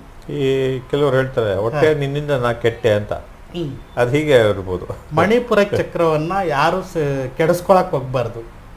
ಅದು ಚಿಕ್ಕ ಮಕ್ಕಳಿಗೆ ಅದು ಇದು ಈಗ ತಿನ್ನೋವಂಥ ಆಹಾರ ಕ್ರಮಗಳು ತುಂಬ ಕಠಿಣವಾದಂಥ ಆಹಾರಗಳು, ಅದು ಜೀರ್ಣನೇ ಆಗಲ್ಲ. ಕೆಲವು ಬೇಕರಿ ಪದಾರ್ಥಗಳಿರ್ಬೋದು, ಮೈದಾ, ಸಕ್ಕರೆ ಆಗಿರುವಂಥದ್ದು, ಆ ಆಹಾರಗಳನ್ನೆಲ್ಲ ತಿಂದಾಗ ಅದು ಜೀರ್ಣಿಸ್ಕೊಳಕ್ಕಾಗದೇ ಇರೋದ್ರಿಂದ ಚಿಕ್ಕ ವಯಸ್ಸಿಗೆ ಅವ್ರಿಗೆ ಮಧುಮೇಹ ಕಾಯಿಲೆಗಳೆಲ್ಲ ಬರೋದನ್ನು ನಾವು ನೋಡ್ತಾ ಇದ್ದೀವಿ. ಯಾರಿಗೆ ಮಧುಮೇಹ ಇರುತ್ತೋ ಅವ್ರಿಗೆ ಇಲ್ಲಿ ಲೈಂಗಿಕ ಶಕ್ತಿನೂ ಕುಂದಿರುತ್ತೆ. ಹಾಗಾಗಿ ಈ 3 ಚಕ್ರಗಳು ತುಂಬ ವಿಶೇಷ ಆಗಿರೋದ್ರಿಂದ 3 ಚಕ್ರಗಳಲ್ಲಿ ಒಂದಕ್ಕೊಂದು ಪರಸ್ಪರ ಸಂಬಂಧ ಇದೆ. ಇಲ್ಲಿ ಮಧುಮೇಹ ಇರೋರಿಗೆ ಇಲ್ಲಿ ಕಾಮಶಕ್ತಿ ಇರಲ್ಲ, ಕುಗ್ಗಿರುತ್ತೆ. ಹಾಗಾಗಿ ಬಂಜೆತನ ಇರ್ಬೋದು, ಮೊಟ್ಟೆ ಸರಿಯಾಗಿ ರಿಲೀಸ್ ಆಗದೆ ಇರೋವಂಥದ್ದು ಇರ್ಬೋದು, ನಂತರ ಮೂಳೆಗಳು ಸದೃಢವಾಗದೇ ಇರದೇ ಇರ್ಬೋದು. ಅದೆಲ್ಲದಕ್ಕೂ ಮುಖ್ಯ ಕಾರಣ ಮೂಲಾಧಾರ ಚಕ್ರ. ರಕ್ತದ ಒತ್ತಡಕ್ಕೆ, ಸ್ವಾದಿಷ್ಠಾನ ಮತ್ತು ಮಧುಮೇಹಕ್ಕೆ ಮುಖ್ಯವಾಗಿ ಮಣಿಪುರ ಚಕ್ರ. ಈ ವಿಜ್ಞಾನಮಯ ಕೋಶ ಅನಾಹತ ಚಕ್ರ, ಅದು ಗ್ರೀನ್ ಕಲರ್ ಇರುತ್ತೆ, ವಾಯು ತತ್ವವನ್ನು ಹೊಂದಿದೆ, ಚರ್ಮ ಮತ್ತು ಸ್ಪರ್ಶ ಜ್ಞಾನೇಂದ್ರಿಯ, ಅದು ಥೈಮಸ್ ಗ್ರಂಥಿ ಅಂತಲೂ ಕರೀತಾರೆ. ಅಲ್ಲಿ ಈ ಚಕ್ರಕ್ಕೆ ಹೊಡೆತ ಬಿದ್ದಾಗ, ಈ ಚಕ್ರ ಸರಿಯಾಗಿ ಕೆಲಸ ಮಾಡದೇ ಇದ್ದಾಗ ಹೃದಯ ಸಂಬಂಧಿ ಕಾಯಿಲೆಗಳು ಬರುತ್ತೆ. ಅಷ್ಟೇ ಅಲ್ಲ, ಶ್ವಾಸಕೋಶಗಳಿಗೆ ಸಂಬಂಧಪಟ್ಟಂಥ ಕಾಯಿಲೆಗಳು ಬರುತ್ತೆ. ಹಾಗಾಗಿ ಈ ಚಕ್ರವನ್ನು ಆಕ್ಟಿವೇಟ್ ಮಾಡ್ಕೊಳ್ಳೋದಕ್ಕೆ ಪ್ರಯತ್ನ ಪಡಬೇಕು. ನಂತರ ಮುಂದೆ ಹೋಗ್ತಾ ವಿಶುದ್ಧ ಚಕ್ರ, ಇದು ಥೈರಾಯ್ಡ್ ಆ್ಯಂಡ್ ಪ್ಯಾರಾಥೈರಾಯ್ಡ್ ಗ್ರಂಥಿ ಇರುವಂಥ ಕೇಂದ್ರ ಸ್ಥಾನ, ಆನಂದಮಯ ಕೋಶ ಅಂತ ಹೇಳ್ತಾರೆ. ನಂತರ ಆಕಾಶ ತತ್ವ, ಕಿವಿ ಮತ್ತು ಶಬ್ದಕ್ಕೆ ಸಂಬಂಧಪಟ್ಟಂಥ ಚಕ್ರ ಆಗಿರೋದ್ರಿಂದ ಅದು ಒಂದು ಉಸಿರಾಟದ ನಾಳವನ್ನು ನಿಯಂತ್ರಣ ಮಾಡ್ತಾ ಇರುತ್ತೆ. ನಂತರ ಥೈರಾಯ್ಡ್ ಅಂತ ಪ್ಯಾರಾಥೈರಾಯ್ಡು ಇಡೀ ಶರೀರದಲ್ಲಿ ಚಯಾಪಚಯಗಳನ್ನು ನಿಯಂತ್ರಣ ಮಾಡ್ತಾ ಇರುತ್ತೆ. ಥೈರಾಯ್ಡ್ ಆ್ಯಂಡ್ ಪ್ಯಾರಾಥೈರಾಯ್ಡ್ ಇದ್ದವ್ರಿಗೆ ಬೆನ್ನುಮೂಳೆ ನೋವಿರುತ್ತೆ, ಬೆನ್ನುಮೂಳೆ ಸಹಜವಾಗಿ ನೋವಿರುತ್ತೆ, ಅವ್ರಿಗೆ ಆಯಾಸ ಇರುತ್ತೆ, ಯಾವಾಗಲೂ ಸುಸ್ತು ಅಂತ ಹೇಳ್ತಾ ಇರ್ತಾರೆ. ಅನಂತರ ಅವ್ರಿಗೆ ಯಾವಾಗಲೂ ಬೆನ್ನು ನೋವಿರುತ್ತೆ, ಸ್ವಲ್ಪ ಮಾನಸಿಕ ಖಿನ್ನತೆಗೆ ಒಳಗಾಗ್ತಾರೆ. ಹಾಗಾಗಿ ಅವ್ರಿಗೆ ಆ ಒಂದು ಚಕ್ರವನ್ನು ಆಕ್ಟಿವೇಟ್ ಮಾಡ್ಕೊಳ್ಳೋದಕ್ಕೆ ಪ್ರಯತ್ನ ಪಡಬೇಕು ಅವರು. ಆ ಚಕ್ರ ಸದೃಢವಾಗಿದ್ದಾಗ ಥೈರಾಯ್ಡ್ ಆ್ಯಂಡ್ ಪ್ಯಾರಾಥೈರಾಯ್ಡು ಸಮಸ್ಥಿತಿಯಲ್ಲಿರುತ್ತೆ. ಈ ಒಂದು 5 ಚಕ್ರಗಳು ಏನಿದ್ದಾವೆ ಆ ಶರೀರದಲ್ಲಿ ಬೆನ್ನುಮೂಳೆಯಲ್ಲಿರುವಂಥ ಈ 5 ಚಕ್ರಗಳು ಅನೇಕ ಕಾಯಿಲೆಗಳನ್ನು ಉಂಟು ಮಾಡ್ತಾ ಇದ್ದಾವೆ. ಇದು ತಂದೆ ತಾಯಿಗೆ ಇದ್ದಾಗ ಕಾಯಿಲೆಗಳು ಮಕ್ಕಳಿಗೆ ಬರುತ್ತೆ. ತಾಯಿಗೆ ಎಷ್ಟನೇ ವಯಸ್ಸಲ್ಲಿ ಉಸಿರಾಟದ ತೊಂದರೆ ಬಂತೋ ಅಷ್ಟನೇ ವಯಸ್ಸಿಂದ ಮಕ್ಕಳಿಗೂ ಬರುತ್ತೆ. ತಂದೆಗೆ ಎಷ್ಟನೇ ವಯಸ್ಸಲ್ಲಿ ಹಾರ್ಟ್ ಅಟ್ಯಾಕ್ ಆಯಿತು, 35-40 ವರ್ಷಕ್ಕೆ ಆಯಿತು ಅಂದರೆ ಮಕ್ಕಳಿಗೂ ಅದೇ ವಯಸ್ಸಿನಲ್ಲಿ ಆಗುತ್ತೆ. ವೈದ್ಯರ ಹತ್ರ ಕೇಳಿದಾಗ ನಿಮಗೆ ಇದರ ಅರಿವು ಆಗುತ್ತೆ. ವೈದ್ಯರು ಅದನ್ನೇ ಹೇಳ್ತಾರೆ, ನಿಮಗೆ ತಂದೆಗೆ ಏನಾದರೂ ಹೃದಯ ಸಂಬಂಧಿ ಕಾಯಿಲೆ ಇತ್ತಾ, ಇಂಥ ಸಮಯದಲ್ಲಿ ಏನಾದರೂ ಹಾರ್ಟ್ ಅಟ್ಯಾಕ್ ಆಯಿತಾ ಅವ್ರಿಗೆ, ಇದೆಲ್ಲ ಕೇಳ್ತಾರೆ ಅವರು. ಸೋರಿಯಾಸಿಸ್ಸು ತಂದೆ ತಾಯಿಗಿದ್ದರೆ ಮಕ್ಕಳಿಗೆ ಬರುತ್ತೆ. ಅವ್ರಿಗೆ ಇರೋವಂಥ ಅನೇಕ ಕಾಯಿಲೆಗಳು ತಂದೆ ತಾಯಿಗಿದ್ದರೆ ಮಕ್ಕಳಿಗೆ ಬಂದೇ ಬರುತ್ತೆ. ಅದು ಹಿಂದೆ ಸಹಜವಾಗಿ ಅವರು ಹೊಲದ ಕೆಲಸಗಳು, ಸಹಜ ನಡಿಗೆಗಳು ಇದ್ದಿದ್ದರಿಂದ ಕೆಲವೊಮ್ಮೆ ಅದೇ ಶ್ರಮಜೀವಿಗಳಾಗಿದ್ರು, ಲೇಟ್ ಆಗಿರುತ್ತೆ. ಈಗಿನ ಜೀವನ ಶೈಲಿನೇ ಬೇರೆ ಆಗಿರೋದ್ರಿಂದ ಇನ್ನೂ ಸಹ ಬೇಗನೆ ಆ ಕಾಯಿಲೆಗಳ ಲಕ್ಷಣಗಳು ತೋರಿಸ್ಕೊಳ್ಳುತ್ತೆ. ಅಲ್ಲ, ಈಗಿನ ಚಿಕ್ಕ ಮಕ್ಕಳಲ್ಲೇ ನಾವು ಆ ಒಂದು ಇದನ್ನ ಕಾಣ್ತಾ ಇದೀವಿ. ಅವ್ರಿಗೆ ಮೊದಲಷ್ಟು ನಮ್ಮಷ್ಟು ಕೂಡ ಭಾರ ಹೊರ್ಲಿಕ್ಕಾಗಲ್ಲ, ಅಷ್ಟು ಶಕ್ತಿಯೂ ಆಗಿರ್ತಾರೆ. ಹಾಗಾಗಿ ಮೂಲಾಧಾರ ಚಕ್ರದಿಂದ ಶರೀರವನ್ನ ಅವರು ಸದೃಢ ಮಾಡ್ಕೊಳ್ತಾ ಹೋದ್ರೆ ಅವರು ಆರೋಗ್ಯವಾಗಿ ಚೆನ್ನಾಗಿ ಬದುಕ್ಬೋದು. ಮತ್ತು ಅನೇಕ ಯೋಗ ಸಾಧಕರು ಕಾಯಿಲೆಗಳನ್ನು ಅವರು ಯೋಗದ ಮೂಲಕ ಹೋಗಲಾಡಿಸ್ಕೊಂಡಿದ್ದಾರೆ, ಬೇರೆಯವ್ರ ಕಾಯಿಲೆಗಳನ್ನ ಗುಣಪಡಿಸ್ತಾರೆ. ಹಾಗಾಗಿ ಸಾಕಷ್ಟು ಪ್ರಾಣಶಕ್ತಿಯನ್ನು ಅವರು ಒಳಕ್ಕೆ ಬರೋಕ್ಕೆ ಬಿಟ್ಕೊತಾರೆ. ಹಾಗಾಗಿ ಅವ್ರಿಗೆ ಎಲ್ಲವೂ ಸಾಧ್ಯ ಇದೆ. ನಂತರ ಆಜ್ಞಾಚಕ್ರ ಅಂತ ತಗೊಂಡಾಗ 3ನೇ ಕಣ್ಣು ಬ್ರಹ್ಮನೇತ್ರ. ನಂತರ ಮಾಸ್ಟರ್ ಗ್ರಂಥಿ ಅಲ್ಲಿದೆ ಮೆದುಳಿನ ಮಧ್ಯದಲ್ಲಿ, ಪಿಟ್ಯುಟರಿ ಗ್ರಂಥಿ. ಅದು ಆ ಪಿಟ್ಯುಟರಿ ಗ್ರಂಥಿ ಅನ್ನೋದು ಎಲ್ಲದಕ್ಕೂ ಮಾಸ್ಟರ್ ಗ್ರಂಥಿ ಅದು. ಹಾಗಾಗಿ ಎಲ್ಲ ಒಂದು ಚಕ್ರಗಳನ್ನು ನಿಯಂತ್ರಣ ಮಾಡ್ತಾ ಇರುತ್ತೆ ಆ ಗ್ರಂಥಿ. ಆ ಒಂದು 3ನೇ ಕಣ್ಣು ಏನಾದರೂ ಆಕ್ಟಿವೇಟ್ ಆದರೆ, ಬ್ರಹ್ಮನೇತ್ರ ಅಂತ ಏನು ಕರೀತಾರೆ, ಅದು ಏನಾದರೂ ಆಕ್ಟಿವೇಟ್ ಆದರೆ ನಮ್ಮ ಅನೇಕ ಜನ್ಮದ ಕರ್ಮಗಳು ಸುಡುತ್ತವೆ, ದಹನವಾಗ್ತವೆ ಅಂತ ಹೇಳ್ತಾರೆ. ಈ 3ನೇ ಕಣ್ಣು ಯಾರಿಗೆ ಆಕ್ಟಿವೇಟ್ ಆಗಿರುತ್ತೋ ಅವ್ರಿಗೆ ಕಾಯಿಲೆಗಳನ್ನು ನಿಯಂತ್ರಿಸುವಂಥ ಒಂದು ಶಕ್ತಿ ಬರುತ್ತೆ. ಆನಂತರ ಧೈರ್ಯ, ಆತ್ಮವಿಶ್ವಾಸ, ಮನೋನಿಗ್ರಹ, ಸಂಕಲ್ಪ ಶಕ್ತಿ ಮತ್ತು ವಾಕ್ಶುದ್ಧಿ, ಸತ್ಯ ದರ್ಶನ, ಈ 5 ಅವ್ರಿಗೆ ಸಿದ್ಧಿ ಆಗುತ್ತೆ ಅಂತ ಹೇಳ್ತಾರೆ. ಧೈರ್ಯ, ಅವ್ರು ಧೈರ್ಯವಾಗಿ ಎಲ್ಲ ಕಡೆ ನುಗ್ಗುತ್ತಾರೆ. ಆತ್ಮವಿಶ್ವಾಸ ಇರುತ್ತೆ, ಹಿಂಗೆ ಇಂಥದ್ದು ಮಾಡ್ತೀನಿ ಅಂತಂದರೆ ಅಂಥದ್ದು ಮಾಡ್ತಾರೆ ಅವರು. ನಂತರ ಸಂಕಲ್ಪ ಬಲ ಇರುತ್ತೆ. ಈಗ ನಾನು ಬೆಳಗ್ಗಿನ ಜಾವ 4 ಗಂಟೆಗೆ ಹೇಳಬೇಕು ಅಂತ ಮಲ್ಕೊಂಡ್ರೆ ಬೆಳಗ್ಗೆ ಎದ್ದೇಳುವಾಗ ನಿದ್ದೆ ಎಳಿತಾ ಇರುತ್ತೆ. ಆ ನಿದ್ದೆಗಳಲ್ಲಿ ನಾನೇನು ಮಾಡ್ತೀನಿ, ಈಗೇನೋ ನಿದ್ದೆಗೆ ಚೆನ್ನಾಗಿ ಎಳಿತಾ ಇದೆ, ಆಮೇಲೆ ಎದ್ದು ಮಾಡಿದ್ರೆ ಆಯಿತು ಮಲ್ಕೋ ಅಂತೇಳ್ಬಿಟ್ಟು ಇನ್ನೊಂದು ಮನಸ್ಸು ಹೇಳುತ್ತೆ. ಆಗ ಸಂಕಲ್ಪ ಸರಿಯಾಗಿರಲ್ಲ, ಸಂಕಲ್ಪ ಶಕ್ತಿ. ಆ ಸಂಕಲ್ಪ ಶಕ್ತಿ ಸರಿಯಾಗಿಲ್ಲದೆ ಇದ್ದಾಗ ನಾನು ಯಾವುದನ್ನು ಮಾಡೋದಕ್ಕೆ ಆಗೋದಿಲ್ಲ, ನನಗೆ ಅದು ಸಿದ್ಧಿ ಆಗೋದಿಲ್ಲ, ಯಾವುದೇ ಅಂದರೆ ಸಿದ್ಧಿ ಆಗೋದಿಲ್ಲ. ವಾಕ್ಶುದ್ಧಿ ಅಂತ ಹೇಳ್ಬಿಟ್ಟು. ಈಗ ನನ್ನ ಮಾತನ್ನು ಯಾರಾದರೂ ಕೇಳಬೇಕಲ್ವಾ, ಆ ವಾಕ್ಶುದ್ಧಿ ಅನ್ನೋದು ಇತ್ತು ಅಂದರೆ ಬೇರೆಯವರು ನನ್ನ ಮಾತನ್ನು ಕೇಳ್ತಾರೆ. ಆಮೇಲೆ ಸತ್ಯ ದರ್ಶನ ಅಂತೇಳ್ಬಿಟ್ಟು ಹೇಳುತ್ತೆ. ಸತ್ಯ ದರ್ಶನ ಅಂತಂದರೆ ಈಗ ಯಾವುದು ತಪ್ಪು ಯಾವುದು ಸರಿ ಅನ್ನೋದು ಅದು ಸರಿಯಾಗಿ ಗೋಚರವಾಗುತ್ತೆ. ಕೆಲವ್ರಿಗೆ ಗೊತ್ತಿಲ್ಲದೇ ಅದರಲ್ಲಿ ಸಿಗಾಕ್ಕೊತಾರೆ, ಒದ್ದಾಡ್ತಾರೆ, ಸಮಸ್ಯೆಯಲ್ಲಿ ಸಿಗಾಕ್ಕೊತಾರೆ. ಇವ್ರಿಗೆ ಎಲ್ಲ ಸ್ಪಷ್ಟವಾಗಿ ಗೊತ್ತಿರೋದ್ರಿಂದ ಇದನ್ನು ಮಾಡಿದ್ರೆ ಇದಾಗುತ್ತೆ, ಇದನ್ನು ಸಕ್ಸಸ್ ಆಗುತ್ತೆ, ಇದು ಫೇಲ್ಯೂರ್ ಆಗುತ್ತೆ ಅನ್ನೋದು ಚೆನ್ನಾಗಿ ಗೊತ್ತಿರುತ್ತೆ ಅವ್ರಿಗೆ. ಹಾಗಾಗಿ ಎಲ್ಲದರಲ್ಲೂ ಸಕ್ಸಸ್ಸನ್ನು ಕಾಣ್ತಾ ಹೋಗ್ತಾರೆ. ಅದು ಸತ್ಯ ದರ್ಶನ. ಈ ಒಂದು ಚಕ್ರ ಬಲಹೀನವಾದರೆ, ಈ ಒಂದು ಚಕ್ರ ಸರಿಯಾಗಿ ಕೆಲಸ ಮಾಡಿಲ್ಲ ಅಂದರೆ ಸುಳ್ಳು ಹೇಳೋವಂಥದ್ದು, ಕಳ್ತನ ಮಾಡೋವಂಥದ್ದು, ಸಂಶಯ ಪಡೋವಂಥದ್ದು, ಆಮೇಲೆ ಬೇರೆಯವರ ಉದ್ಧಾರವನ್ನು ಸಹಿಸದೇ ಇರೋವಂಥದ್ದು, ಅಸೂಯೆ. ಈ ಒಂದು ಪ್ರಕ್ರಿಯೆಗಳು ಈ ಚಕ್ರ ವೀಕ್ ಆಗಿದ್ದಾಗ ಅವ್ರಿಗೆ ಆಗ್ನೇಯ ಚಕ್ರ ಆಕ್ಟಿವೇಟ್ ಆದಾಗ, ವಿಕಾಸ ಆಗಿದ್ದಾಗ ಅವ್ರಿಗೆ ಶರೀರದ ಭಾವ ಇರಲ್ಲ ಅಂತೇಳ್ಬಿಟ್ಟು. ಶರೀರದ ಭಾವ ಹೇಗೆ ಇರಲ್ಲ ಅಂತಂದರೆ ಅದೊಂದು ಮಾಯೆದು. ಏಕೆಂದರೆ ಕೃಷ್ಣ ಏನು ಹೇಳಿದ್ದಾನೆ ಈಗ ಭಗವದ್ಗೀತೆಯಲ್ಲಿ, ಈ ಒಂದು ಶರೀರನ ಒಂದು ಅಂಗಿ ಥರ ಹರಿದೋದ್ಮೇಲೆ ಅದನ್ನು ಬಿಚ್ಚಿ ಇನ್ನೊಂದು ಹಾಕ್ಕೊಳ್ಳೋ ಥರ ದೇಹವನ್ನು ಬದಲಾಯಿಸಿ ಅನ್ನೋ ಒಂದು ಸತ್ಯನ ಆ ಆಗ್ನೇಯ ಚಕ್ರದ ಆಕ್ಟಿವೇಟ್ ಆದಾಗ ತಿಳ್ಕೊಳ್ಳುತ್ತೆ. ಇದು ನಾನಲ್ಲ, ಇದೊಂದು ಮಾಯೆ ಸ್ವರೂಪವಾಗಿರುವಂಥದ್ದು. ಅಂದರೆ ಹುಟ್ಟಿದಾಗ್ಲಿಂದ ಏನೆಲ್ಲ ಸಂಸ್ಕಾರಗಳನ್ನು ಹೊಂದಿದ್ದೀನೋ ನಾನು, ಇಂಥ ಜಾತಿಯಲ್ಲಿ ಹುಟ್ಟಿದ್ದೀನಿ, ಇಂಥ ಅವ್ರ ಮಗ ನಾನು, ಇಂಥ ಒಂದು ಕುಲದಲ್ಲಿ ಹುಟ್ಟಿದ್ದೀನಿ, ಇಂಥ ಒಂದು ಧರ್ಮದಲ್ಲಿ ಹುಟ್ಟಿದ್ದೀನಿ, ಇದೆಲ್ಲ ಸಂಸ್ಕಾರ ಇರೋದ್ರಿಂದ ಈ ಸಂಸ್ಕಾರ ನನಗೆ ನನ್ನ ಹೆಂಡತಿ ಮಕ್ಕಳು ಅದು ಇದು ಅಂತ ನನ್ನ ಸಂಬಂಧಗಳು ಎಲ್ಲ ಸುತ್ತಲೂ ಒಂದು ಸಂಕೀರ್ಣ ನಿರ್ಮಾಣ ಆಗಿದೆ.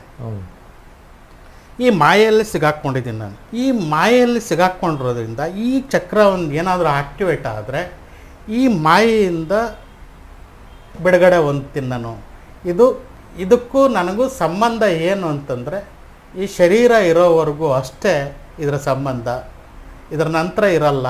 ಹಾಗಾಗಿ ಇದು ಮುಂಚೆನೇ ಅದು ಗೊತ್ತಾಗುತ್ತೆ. ಅದು ಆಗ್ನೇಯ ಚಕ್ರ ಆಕ್ಟಿವೇಟ್ ಆಗಿದ್ದಾಗ ಆವಾಗ ಅದು ಮಾಯೆಗೆ ಒಳಗಾಗಿರಲ್ಲ, ನಿಜವಾದ ಆತ್ಮತತ್ವವನ್ನು ನೋಡ್ತಾನೆ ಅವನು.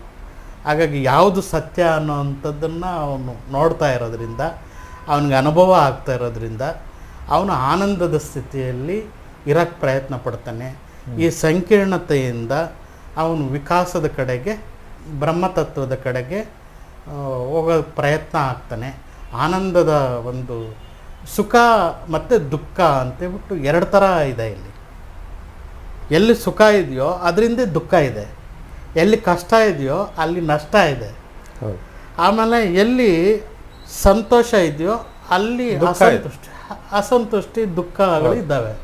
ಎಲ್ಲವೂ 50-50 ಇದೆ ಇಲ್ಲಿ, ಎಲ್ಲವೂ 50-50 ಇದೆ.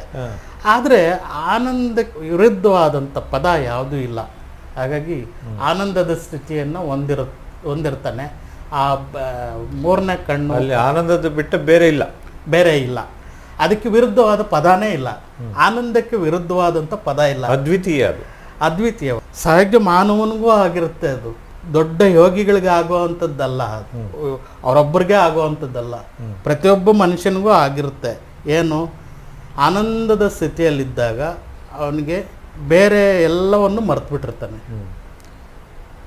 ಆ ಸಮಯದಲ್ಲಿ ಅವನಿಗೆ ಯೋಚನೆಗಳು ಇರೋದಿಲ್ಲ, ಹಸುವೆ ಕೂಡ ಆಗೋದಿಲ್ಲ, ಗೊತ್ತೇ ಆಗೋದಿಲ್ಲ ಎಷ್ಟು ಸಮಯ ಆನಂದದ ಸ್ಥಿತಿಯಲ್ಲಿ ಇದ್ದೀನಿ ಅಂತ. ಅದರಲ್ಲೇ ತನ್ಮಯನಾಗಿರ್ತಾನೆ.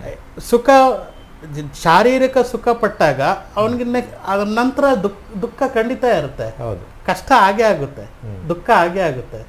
ಸುಖದ ಪಟ್ಟ ಮೇಲೆ ಕಷ್ಟ ಹಾಗೆ ಆಗುತ್ತೆ ಅಲ್ವಾ.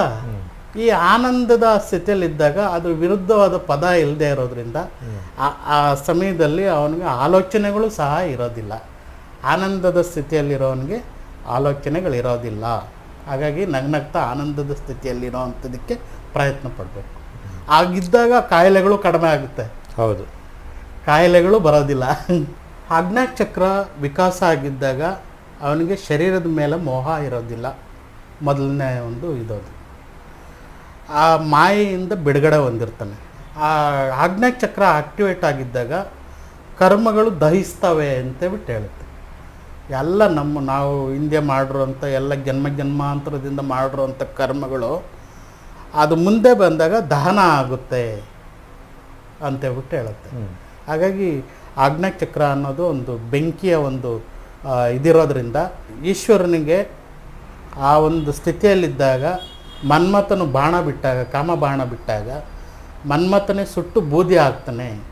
ಅಂದರೆ ಯಾವುದೇ ಒಂದು ಕಾಮ ಕ್ರೋಧ ಸಂಬಂಧಪಟ್ಟಂಥದ್ದು ಕರ್ಮಾಶಯಗಳು ಬಂದಾಗ ಆಜ್ಞಾ ಚಕ್ರ ಆಕ್ಟಿವೇಟ್ ಆಗಿದ್ದಾಗ ಅದು ಸುಟ್ಟು ಭಸ್ಮ ಆಗುತ್ತೆ ಅಂತೇಳ್ಬಿಟ್ಟು, ದಹನವಾಗುತ್ತೆ ಅಂತೇಳ್ಬಿಟ್ಟು, ಕಾಮ ದಹನ ಹೇಗಾಯಿತು ಅದೇ ರೀತಿ ಇದು ದಹನ ಆಗುತ್ತೆ ಅಂತೇಳ್ಬಿಟ್ಟು ಅವರೇ ಹೇಳ್ತಾರೆ. ನಂತರ ಬರೋವಂಥದ್ದು ಸಹಸ್ರಾರ ಚಕ್ರ. ಹಾಗಾಗಿ ಆಜ್ಞಾ ಚಕ್ರ ಆಕ್ಟಿವೇಟ್ ಆದರೆ ಸಹಸ್ರಾರ ಚಕ್ರ ತನ್ನಿಂತಾನೇ ಅರಳುತ್ತೆ. ಆ ಅರಳಿದಾಗ ಆ ಮೆದುಳಿನಲ್ಲಿ ಅನೇಕ ಕೋಟಿ ಕೋಶಗಳಿದ್ದಾವೆ. ಆ ಕೋಶಗಳಲ್ಲಿ ಅನೇಕ ಜನ್ಮಗಳ ಕರ್ಮಗಳು ಸಂಚಿತ ರೂಪದಲ್ಲಿ ಇದ್ದಾವೆ, ಮೂಟೆಗಳ ರೂಪದಲ್ಲಿ, ಗ್ರಂಥಿಗಳ ರೂಪದಲ್ಲಿ. ಆ ಕಾಸ್ಮಿಕ್ ಎನರ್ಜಿ ಏನಾದರೂ ಆ ಆಕಾಶದಿಂದ ಅದನ್ನು ಸುರಿದಾಗ ಅದು ಒಳಗೆ ಪ್ರವೇಶ ಆಗಿ ಎಲ್ಲ ಆ ಕೋಶಗಳಲ್ಲಿರುವಂಥ ಎಲ್ಲ ಕರ್ಮಗಳು ಸುಟ್ಟು ಭಸ್ಮ ಆಗ್ತವೆ. ಅವನು ಪುಣ್ಯ ಪುರುಷನಾಗ್ತಾನೆ. ಅದೇ ನಾವು ಈಗ ಕತ್ತಲಿನಲ್ಲಿದ್ದೀವಿ. ಒಮ್ಮೆ ಬೆಳಕು ಬಂದರೆ ಕತ್ತಲು ಮಾಯ ಕತ್ತಲು ಹೇಗೆ ಮಾಯವಾಗುತ್ತೋ ಹಾಗೆ ಪ್ರವೇಶ, ಒಂದು ಶಕ್ತಿ ಪ್ರವೇಶ ಆದಮೇಲೆ ಪೂರ್ತಿ ಒಳಗಡೆ ಇರುವಂಥ ಎಲ್ಲ ಅವಯವಗಳಿಗೂ ಆ ಶಕ್ತಿ ಬಂದು ಎಲ್ಲ ಕಾಯಿಲೆಗಳೆಲ್ಲ ನಾಶವಾಗುತ್ತೆ, ಸಮೃದ್ಧವಾಗುತ್ತೆ. ಇಡೀ ಶರೀರ ಶಕ್ತಿಮಯವಾಗುತ್ತೆ, ಆತ್ಮಮಯವಾಗುತ್ತೆ, ಆನಂದಮಯವಾಗುತ್ತೆ, ಸಮೃದ್ಧಮಯವಾಗುತ್ತೆ. ಆ ಒಂದು ಸ್ಥಿತಿಯನ್ನು ಪಡ್ಕೊಳ್ಳೋದಕ್ಕೆ ನಾವು ಏನು ಮಾಡಿದ್ದೀವಿ ಅಂತಂದರೆ ಸಹಸ್ರಾರ ಚಕ್ರವನ್ನು ಮುಚ್ಚಿಬಿಟ್ಟಿದ್ದೀವಿ. ಹಾಗಾಗಿ ಅಲ್ಲಿ ಆ ಒಂದು ಶಕ್ತಿ ಪ್ರವೇಶ ಮಾಡೋಕ್ಕೆ ಬಿಡ್ತಾ ಇಲ್ಲ. ಕಾರಣ ಏನು ಅಂತಂದರೆ ಹುಡ್ದಾಗ್ಲಿಂದ ಬೆಳೆಸ್ಕೊಂಡು ಬಂದಿರೋ ಅಂಥದ್ದನ್ನು ನಾನು ನಿಜ ಅಂತ ನಂಬಿಕೊಂಡಿದ್ದೀನಿ. ಅದನ್ನು ಆ ಒಂದು ಮಾಯೆಯಿಂದ ಬಿಡುಗಡೆ ಆದಾಗ, ಈ ಒಂದು ಸಂಕೀರ್ಣತೆಯಿಂದ ವಿಕಾಸದ ಕಡೆ ಹೋದಾಗ ಅದು ಶಕ್ತಿ ನಮ್ಮ ಒಳಗಡೆ ಪ್ರವೇಶ ಮಾಡುತ್ತೆ. ಅಲ್ಲಿವರೆಗೂ ಪ್ರವೇಶ ಮಾಡಲ್ಲ. ಇದನ್ನೆಲ್ಲ ಹಂತ ಹಂತವಾಗಿ ಅದನ್ನ ಅಭ್ಯಾಸ ಮಾಡಿ ಸಾಧಿಸ್ತಾ ಹೋಗ್ಬೇಕು. ಕೆಲವೊಮ್ಮೆ ಆಗಿದ್ರು ಅವರ ಪೂರ್ವ ಜನ್ಮದ ಒಂದು ಇದು ಸುಕೃತ ಇತ್ತು ಅಂದ್ರೆ, ಅಥವಾ ಕಡಿಮೆ ಕರ್ಮಗಳನ್ನು ಮಾಡಿದ್ರೆ ಅಂಥವ್ರಿಗೆ ಬೇಗ. ಹೌದು, ತುಂಬ ಅಂಥವರು ಇರ್ತಾರೆ, ಹೇಳೋಕ್ಕಾಗಲ್ಲ. ಇರ್ಬೋದು. ಕಡಿಮೆ ಕರ್ಮಗಳು ಮಾಡಿ ಯಾರಿಗೂ ತೊಂದರೆ ಕೊಡದೆ ಜೀವನ ಮಾಡ್ತಾ ಇರೋ ಅಂಥವ್ರು ಬೇಕಾದಷ್ಟು. ಹೌದು, ಅಂಥವ್ರಿಗೆ ಸಹಜವಾಗಿ ಬೇಗ ಆಗ್ಬಿಡ್ಬೋದು, ಬೇಗ ಅರಳುತ್ತೆ. ಅವ್ರಿಗೆ 5 ದೃಷ್ಟಿಗಳಿದೆ ಅಂತೇಳ್ಬಿಟ್ಟು ಹೇಳ್ತಾರೆ. ಒಂದು ಸ್ಥೂಲ ದೃಷ್ಟಿ, ಒಂದು ಸೂಕ್ಷ್ಮ ದೃಷ್ಟಿ, ಒಂದು ಸಮದೃಷ್ಟಿ, ಇನ್ನೊಂದು ದಿವ್ಯ ದೃಷ್ಟಿ, ಇನ್ನೊಂದು ಆತ್ಮದೃಷ್ಟಿ. ಸ್ಥೂಲ ದೃಷ್ಟಿ ಅಂತಂದರೆ ಈಗ ನಾವು ನಿಮ್ಮನ್ನು ನೋಡ್ತಾ ಇದ್ದೀವಿ, ಇದು ಎದುರುಗಡೆ ನೋಡ್ತಾ ಇದ್ದೀನಿ. ಅದನ್ನು ಸೂಕ್ಷ್ಮ ದೃಷ್ಟಿ ಅಂತಂದರೆ ಸೂಕ್ಷ್ಮವಾಗಿ ನೋಡೋ ಅಂಥದ್ದು, ಸೂಕ್ಷ್ಮವಾಗಿ ನೋಡೋ ಅಂಥ ಒಂದು ದೃಷ್ಟಿಗೆ ಸೂಕ್ಷ್ಮ ದೃಷ್ಟಿ ಅಂತ ಕರೀತಾರೆ. ಆಮೇಲೆ ಸಮದೃಷ್ಟಿ ಅಂತಂದರೆ 50% ನೆಗೆಟಿವು, 50% ಪಾಸಿಟಿವ್ ಅನ್ನೋದು ಪ್ರತಿಯೊಬ್ಬರಲ್ಲೂ ಇರುತ್ತೆ ಅನ್ನೋದನ್ನು ಅರ್ಥ ಮಾಡ್ಕೊಳ್ಳೋದು. ಈಗ ಇವನೊಬ್ಬ ಕೆಟ್ಟವನು, ಇವನೊಬ್ಬ ಒಳ್ಳೆಯವನು ಅಂತ ಅವನಿಗೆ ಅನ್ಸೋದಿಲ್ಲ. ಕೆಟ್ಟದಿರ್ಲಿ ಒಳ್ಳೇದಿರ್ಲಿ ಅವನು ಒಂದೇ ದೃಷ್ಟಿಯಿಂದ ನೋಡೋದು. ಪ್ರತಿಯೊಬ್ಬರಲ್ಲೂ ಆ ಥರ ಇರುತ್ತೆ ಅನ್ನೋದನ್ನ ಅರ್ಥ ಮಾಡ್ಕೊಂಡ್ಬಿಟ್ಟಿರ್ತಾನೆ. ಹೌದು. ಈಗ ಅವನ ಹತ್ರ ಒಂದು 50% ನೆಗೆಟಿವ್ ಇದೆ, 50% ಪಾಸಿಟಿವ್ ಇದೆ. ನನ್ನ ಹತ್ರ ನೆಗೆಟಿವ್ 50% ಇದೆ, ಪಾಸಿಟಿವ್ 50% ಇದೆ ಅನ್ನೋದನ್ನ ಅರ್ಥ ಮಾಡ್ಕೊಳ್ಳೋ ಅಂಥದ್ದೇ ಒಂದು ಸಮದೃಷ್ಟಿ ಅನ್ನೋ. ಉದಾಹರಣೆಗೆ ಒಬ್ಬ ಶ್ರೀಮಂತನ ನೋಡಿದ್ರು ಅದೇ ಹಾಗೆ ನೋಡೋದು, ಬಡವನ್ ನೋಡಿದ್ರು ಹಾಗೆ ನೋಡೋದು, ಒಬ್ಬ ಹುಚ್ಚನ್ ನೋಡಿದ್ರು ಅವನ ಬಗ್ಗೆನೂ ಹಾಗೆ ಒಂದೇ ಸಮದೃಷ್ಟಿಯಿಂದ ನೋಡುವಂಥದ್ದು. ಇನ್ನೊಂದು ದಿವ್ಯ ದೃಷ್ಟಿ. ದಿವ್ಯ ದೃಷ್ಟಿ ಅಂತಂದರೆ ಈ ಒಂದು ಚಕ್ರ ಆಕ್ಟಿವೇಟ್ ಆಗಿದ್ದಾಗ ನಾನು ನನ್ನ ಮನೆಯಲ್ಲೇ ಕೂತ್ಕೊಂಡು ಹಿಮಾಲಯದಲ್ಲಿ ಯಾವುದೋ ಯೋಗಿ ಹತ್ರ ಮಾತಾಡೋವಂಥದ್ದು ಆ ಒಂದು ದಿವ್ಯ ದೃಷ್ಟಿ ಬರುತ್ತೆ ಅಂತೇಳ್ಬಿಟ್ಟು ಹೇಳ್ತಾರೆ. ಅದು ಆ ಒಂದು ದಿವ್ಯ ದೃಷ್ಟಿ ಬಂತು ಅಂದರೆ ಕಾಯಿಲೆಗಳನ್ನ ಗುಣಪಡಿಸ್ಬೋದು, ಪ್ರಕೃತಿಯಲ್ಲಿ ಆಗುವಂಥ ಅನಾಹುತಗಳನ್ನ ತಡಿಬೋದು, ಇದೆಲ್ಲ ಮಾಡ್ಬೋದು ಅಂತೇಳ್ಬಿಟ್ಟು ಯೋಗಿಗಳು ಹೇಳ್ತಾರೆ. ನಂತರ ಆತ್ಮದೃಷ್ಟಿ ಅನ್ನೋದು ಬರುತ್ತೆ. ಆತ್ಮದೃಷ್ಟಿ ಅಂತಂದರೆ ಎಲ್ಲ ಕಡೆನೂ ಇಡೀ ಪ್ರಕೃತಿಯಲ್ಲಿರುವಂಥ ಇಡೀ ವಿಶ್ವದಲ್ಲಿರುವಂಥ ಎಲ್ಲ ಒಂದು ಶಕ್ತಿನೂ ಆತ್ಮಶಕ್ತಿನೇ ಅನ್ನೋದು ಅರಿವಿಗೆ ಬಂದಾಗ ನಾನು ಆತ್ಮದಲ್ಲಿ ಒಂದಾಗುವಂಥದ್ದು ಆತ್ಮದೃಷ್ಟಿ ಅಂತ ಹೇಳ್ತಾರೆ. ಈ ಸಹಸ್ರಾರ ಚಕ್ರ ಆಕ್ಟಿವ್ ಆದಾಗ ಈ ಒಂದು ಅನುಭವ ಆಗುತ್ತೆ. ಅಂದರೆ ಅನಂತ ಬ್ರಹ್ಮದಲ್ಲಿ, ಅನಂತ ಆತ್ಮದಲ್ಲಿ ನಾವು ಒಂದಾಗ್ತೀವಿ, ಅನಂತ ಆನಂದದಲ್ಲಿ ಒಂದಾಗ್ತೀವಿ. ಆ ಆನಂದದ ಸ್ಥಿತಿಯನ್ನು ಬಿಟ್ಟರು ಇನ್ನೇನೂ ನಮಗೆ ಅರಿವಿಗೆ ಬರೋದಿಲ್ಲ. ಅನಂತ ಆನಂದದಲ್ಲಿ ಆನಂದಮಯವಾಗಿರ್ತೀವಿ. ಇದು ಒಂದು ಯೋಗದ ಒಂದು ಮಾರ್ಗ. ಇದು ಅನಂತ ಆನಂದ ಸ್ವರೂಪ. ನೀನು ಉಪನಿಷತ್ತು ಹೇಳೋದು, ನೀನು ಅಮೃತ ಪುತ್ರ, ನೀನು ಅನಂತ ಆನಂದ ಸ್ವರೂಪ, ನೀನು ಅನಂತ ಚೈತನ್ಯ ಸ್ವರೂಪ, ನೀನು ಅದು ಆಗಬೇಕು. ಅದು ಬಿಟ್ಟು ನೀನು ಸಂಕೀರ್ಣವನ್ನು ಬೆಳೆಸ್ಕೊಂಡಿದ್ದೀಯ ನಿನ್ನ ಸುತ್ತಲೂ, ನಿನ್ನ ಆ ಗೋಡೆಯನ್ನು ಕಿತ್ತಾಕಬೇಕು, ನೀನು ಕಟ್ಕೊಂಡಿರುವಂಥ ಬೇಲಿನ ಕಿತ್ತಾಕಬೇಕು. ಅದು ಇಡೀ ವಿಶ್ವವೆಲ್ಲ ವ್ಯಾಪಿಸಿರುವಂಥ ಅನಂತ ಆತ್ಮ ನೀನೇ ಅಂತೇಳ್ಬಿಟ್ಟು ಉಪನಿಷತ್ತು ಹೇಳುತ್ತೆ. ಆ ಅನಂತ ಆನಂದದಲ್ಲಿ ಒಂದಾಗುವಂಥ ಪ್ರಯತ್ನ ನಾವು ಮಾಡೋವಂಥ ಒಂದು ಸಾಧನೆಗೆ, ಆವಾಗ ಆ ಸಾಧನೆಯಲ್ಲಿ ತೊಡಗಿಸ್ಕೊಂಡಾಗಿದ್ದಾಗ ಈ ಎಲ್ಲ ಚಕ್ರಗಳು ಆಕ್ಟಿವೇಟ್ ಆಗ್ತವೆ. ಯಾವಾಗ ನಾವು ಸಾಯೋವರೆಗೂ ಆರೋಗ್ಯವಾಗಿ ಬದುಕುವಂಥ ಒಂದು ಅವಕಾಶ ಸಿಗುತ್ತೆ ನಮಗೆ. ನಂತರ ಎಷ್ಟೋ ಜನಗಳು ಕಾಯಿಲೆಗಳನ್ನು ಯೋಗದ ಮೂಲಕ ಗುಣಪಡಿಸ್ಕೊಂಡಿದ್ದಾರೆ ಯೋಗ ಮಾರ್ಗದಲ್ಲಿ ನಡೆದಾಗ. ಆಮೇಲೆ ಆಜ್ಞಾಚಕ್ರವನ್ನು ಹೇಗೆ ಆಕ್ಟಿವೇಟ್ ಮಾಡೋದು ಅನ್ನೋದಾದರೆ ಅದಕ್ಕೆ ಶಾಂಭವಿ ಮುದ್ರಾ ಅಂತೇಳ್ಬಿಟ್ಟು ಅದು ಯೋಗ ಮಾರ್ಗದಲ್ಲಿ ಬರುತ್ತೆ.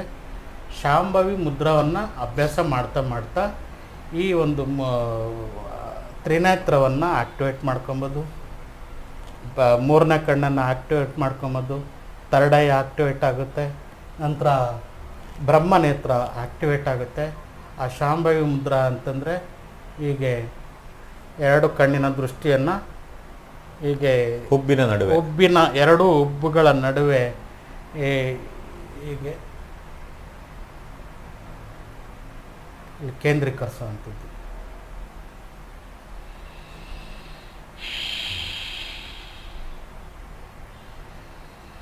ದೀರ್ಘ ಉಸಿರಾಟ ಮಾಡುವಂಥದ್ದು. ಎರಡು ಹುಬ್ಬುಗಳ ನಡುವೆ ಹೀಗೆ ಗಮನವನ್ನು ಕೇಂದ್ರೀಕರಿಸೋದು.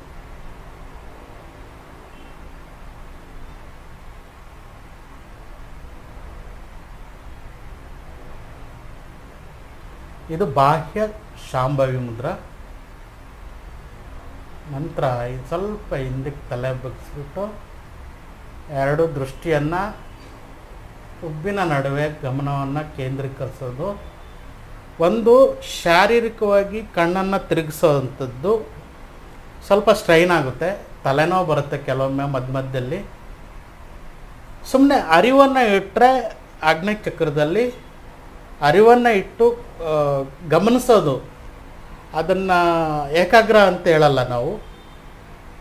ಏಕಾಗ್ರತೆ ಮಾಡಿದಾಗ ನಿಮಗೆ ಸ್ಟ್ರೈನ್ ಆಗುತ್ತೆ, ನೋವಾಗುತ್ತೆ. ಇದನ್ನು ಒಂದು 10 ಸೆಕೆಂಡ್ 20 ಸೆಕೆಂಡ್ ಅಷ್ಟೇ ಮಾಡೋವಂಥದ್ದು, ಅದಕ್ಕಿಂತ ಹೆಚ್ಚಾಗಿ ಮಾಡೋಂಗಿಲ್ಲ ಈ ಏಕಾಗ್ರತೆ ಮಾತ್ರ.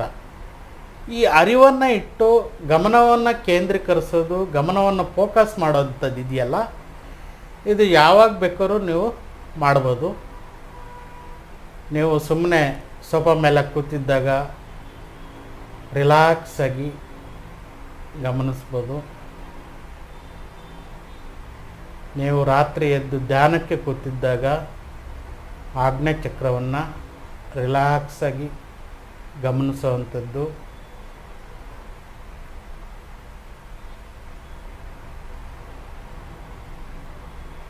ಸಹಜವಾಗಿ ಏಕಾಗ್ರತೆ ಅಲ್ಲ, ಅದು ರಿಲ್ಯಾಕ್ಸ್ ಆಗಿ ನೋವು ರಹಿತ, ಒತ್ತಡ ರಹಿತ ಸಹಜ ಸ್ಥಿತಿಯಲ್ಲಿ ಆಗ್ನೇಯ ಚಕ್ರವನ್ನು ಗಮನಿಸೋದು. ಇಡೀ ಶರೀರ ರಿಲ್ಯಾಕ್ಸ್ ಆಗಿರಬೇಕು, ಕಣ್ಣುಗಳು ರಿಲ್ಯಾಕ್ಸ್ ಆಗಿರಬೇಕು. ನಿಮ್ಮ ಗಮನ ಮಾತ್ರ, ಅರಿವು ಮಾತ್ರ ಆಜ್ಞಾ ಚಕ್ರದಲ್ಲಿ ಇಟ್ಕೊಳ್ಳುವಂಥದ್ದು.